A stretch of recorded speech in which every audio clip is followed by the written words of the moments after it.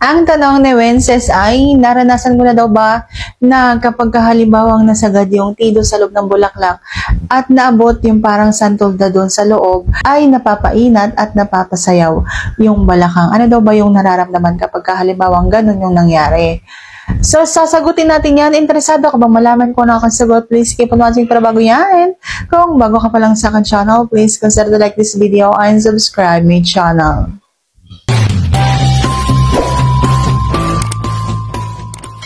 So, ano nga ba ang nararamdaman kapag halimbawang nakarating doon yung inyong tea? Yun kasi yung pinakahangganan ng isang babae kapag halimbawang naabot mo yon, sobrang makiliti yun. At kapag halimbawang kinayod mo yon, siguradong nandyan na siya. Andun na agad siya. Kaya kung halimbawang ikaw yung masipag na lalaki, tapos magaling kang kumayod, siguradong mabilis mo siyang mapapalabas. Okay? Hindi lang po hugot baon, dapat may pagkayod. At sana nasagot ko ng tamang tanong. If you like this video, please consider to like this video and subscribe my channel. Thank you for watching. See you on my next vlog.